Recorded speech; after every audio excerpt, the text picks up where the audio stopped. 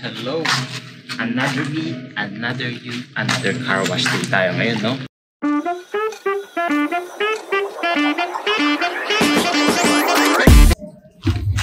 Guys, singit ko lang pala sa video ko, no? Medyo yung video ko pala is yung sounds may problema, no? Dahil ito nung gamit ako ng earphone at may marami nagbibideo okay dito na kapitbahay namin.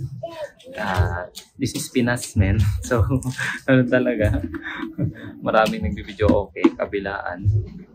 Yung iba dito sa kapitbahay namin is may parang banda sila. Sa likod naman may birthday. So, kaya medyo yung audio ko is tatry ko na lang i-edit sa mga kaya ko. Yun na. So ayun na nga guys, no, hindi kinaya ng ating superpower editing skills yung pagtanggal ng mga noise at yung background sounds. So talagang makaka-copyright tayo kapag kinontinue ko pa siya.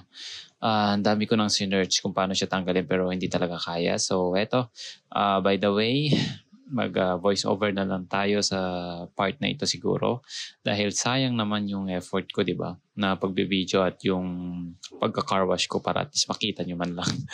So kidding aside guys, eto no, so andito pa rin tayo sa Pilipinas until now. Nag-aantay tayo ng message sa atin ng ating agency at ito nga po yung nakakabahala sa amin, no. Nag-message sa akin yung mga kasamahan ko at talagang kinakabahan sila, no, sa nangyayari. Kasi nga, ang tagal. Siyempre, di ba, natapos na nga kami sa lahat ng proseso. May visa na, may PIDOS na. So, nag-message yung isang kasama kanina. Pag-gising ko, sabi niya, pre, sabi niya, baka nag-back out na kaya yung employer? Ha? Sabi ko, hindi. Sabi ko, bawal yun, alam ko eh. Kasi, hindi naman job offer yung pinapirma sa atin eh. Kontrata na yun eh. At may mga pirma na ng mga DMW doon. May mga copy na tayo ng mga pina-notarize natin. Meron din tayong pirma ng kontrata doon sa agency. So, di ba? Doon pa lang, tuloy na. At saka, hindi pwedeng ma-delay yun. Kasi nga, di ba? Kung may problema man, dapat mag-i-inform sila ng ahead, week ago or month ago, di ba? Wala naman di ba? So, halos nga yung agency nga rin sa Canada, yung Lebon Jack, yung mga nakakaalam dyan, guys. Napakagandang agency. I don't know if agency sila, pero sila kasing sasalo sa amin. Mas nadumating kami sa Canada. So, prepare nila lahat ng aming mga titirahan doon. Sila naghanap na. May mga pinirmahan kami kung gusto ba namin separate or with kasama. Siyempre, sa umpisa pa lang, doon tayo sa nakakatipid. Siyempre, di ba? Yun nga, sa mga napapanood nga natin sa other vlog, kailangan talaga nating magtipid, lalo na sa mga nangyayari ngayon sa Canada na walang kasiguraduhan at pabago-bago yung batas. So, importante talaga yung mga nagre-research tayo at na pinag-aaralan natin kung ano mga nangyayari sa Canada bago tayo sumabak doon, no? So ito, kung napapansin nyo nga pala, nagka-carwash ako mano-mano, no? Pasensya na dahil halos tapos na rin to yung harap na lang yung winawash ko rito. Wala kasi akong pressure washer guys, yung spray gun. Nasira. Bumili ako sa Lazada, yung mumurahin lang. Ang nangyari kasi is nag-explode yung battery yung charge ko nung mainit. Tapos pangalawa naman, dalawa yung battery nun eh. Sumunod naman yung nozzle naman na nasira. Na-repair ko naman siya, yun nga lang, hindi katalagalan. Yung motor naman niya nasira. So, for me, hindi not worth it yung spray gun na yun. So, eto sa amin naman, malakas naman yung tubig. Yun nga lang sa gabi. Kasi dito sa Pilipinas kasi sa amin guys is medyo mahina yung tubig. Sa umaga marami kasing gumagamit. Kaya kailangan mo talaga bumili ng water tank. So wala pa tayong budget dyan para mapagpagawa yung bahay.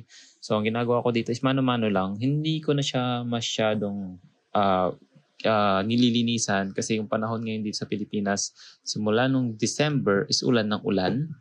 Halos sa umaga, parang halos 30 minutes to 1 hour lang ata umaaraw. Minsan wala pa. So, malamig ngayon dito sa Isabela, guys. Nasa 20 degree kami, kaya yung suot ko rito is dalawa-dalawa. Lamig ng tubig. Yan. So, yung bandang part dyan, guys, umambon pa nga may para siyang, hindi kita sa video, no? So, kaya hindi siya worth it na linisan ng sobra dahil once na ginamit namin ulit, is madudumihan na naman. So, yung isang sakyan yan, winawash ko. Yung halos katatapos ko lang dun sa motor ko. So, eto naman yung winawash ko, no? Saglit lang talaga para at least presentable lang tignan pagka lumalabas kami. Ayan. So, at least habang nandito pa ako sa Pilipinas, no, nililinis ko dapat linisin, ayusin ko yung mga dapat ayusin dito sa bahay. Lahat ng mga electrical, plumbing namin, ako na nag-aayos niyan, mga sakyan, change oil, mga electrical wire nila, palit ng ilaw, ganyan. Ako na nag-aasikaso lahat niyan, no. So, isa rin yan sa mga dapat matutunan ng mga kapatid ko. Mostly kasi puro babae ang tao sa bahay. So mostly ako ang nakakaalam sa lahat ng mga maintenance dito sa bahay. Kaya bago pa lang man umalis dito sa Pilipinas, ma-secure ko na lahat, makabit ng lahat na ikabit, ma-install lahat na ma-install. So ayan, ganyan. Ganyan ang aking daily life habang wala pa tayong balita sa ating employer. So, yun nga guys, back to the topic tayo, no. Sino mang nakaranas sa inyo ng ganito? Pa-comment down below naman para ma-idea kami. Tanong dapat ang gawin. Kasi nga, ang sabi nung kasamahan ko, baka daw nag-back out na employer. Hindi imposible yun. Kasi naka-ready na eh. Almost yung lahat na napapanood ko rin at lahat mga nag-apply guys, umaabot ng 1 taon. Actually, yung iba, nung pandemic, mas matagal nga eh. Itong 1 year na to eh, normal lang daw yun na proseso eh. Kasi simula nga nung di ba, na-hired kami as per sa previous video ko kung napapanood nyo. I think March, February, yeah. So, mag-1 year na ako sa February ng proseso ng application. At sana by this January ay magkaroon na kami ng malinaw na kasagutan at by the next week magkaroon ng message sa amin sa email or sa Skype yung aming officer. So nakakabahala nga naman talaga, no. Kaya yung everyday kan gigising sa umaga, titignan mo yung message mo kung may laman, di ba? Parang surprise na lang kung meron o wala, di ba? So mas nakakabahala pag walang message, ganun. So kung ano yung mga pupasok sa isip nila, kaya sabi ko sa nila, keep on praying lang, keep faith in God. Sabi ko sa kanila na matutuloy tayo niyan, makakaalis tayo. Kasi sobrang tagal na naming walang mga trabaho ng mga kasamahan ko. No? I think ako September pa, sila November. So, yun. Siyempre, yung pa lang po, no? Dito sa Pilipinas, alam naman natin na, di ba? Hindi ganun kadali ang buhay dito, lalo na't mababa ang ating sahod. Hindi ko naman sinasabing lahat. Pero iba-iba tayo kasi ng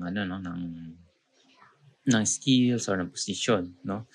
So, ayan, syempre, habang nandito pa tayo sa Pilipinas din, pinaghahandaan ko na lahat ng pwede nating paghandaan para at least pagpunta natin doon, ready tayo, no? Kaya dito pa lang nag-aaral na tayo ng mabuti at nagkakaroon tayo ng time para sa review, sa friends, sa another upgrade ng skills natin, ganyan. So, ayan. So, pagdating natin sa Canada, di ba? Ready tayo.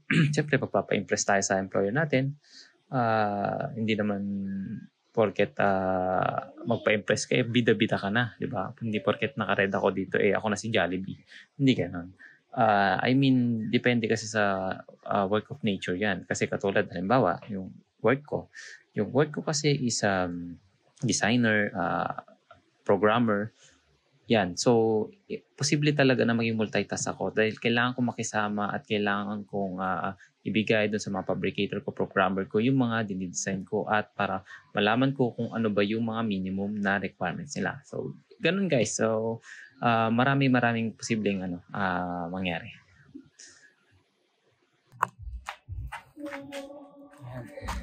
So, balik tayo sa vlog natin, no? At sina-charge ko lang yung mobile ko. Kung tanongin niyo ako kung anong brand ng power bank ko, talagang matibay. Ito yung ginagamit kong power bank. Hindi yan pusa. Ito, yan. Di ba? At least nagagamit ko yung battery ng mga solar ko. Yan, ginagamit ko yan sa mga emergency. Yan ang power bank natin, guys. Minsan ginagamit ko yung sasakyan ng motor, pero syempre malakas makatrain yan at nagasolina. Note yung iba kong video guys, don't forget to like and subscribe naman po sa aking channel. Ito po yung link. Yan, subscribe po kayo sa akin para po sa mga updated vlog po is ma-update po kayo. At maturuan nyo ako, maturuan po kayo kung ano yung mga So, thank you.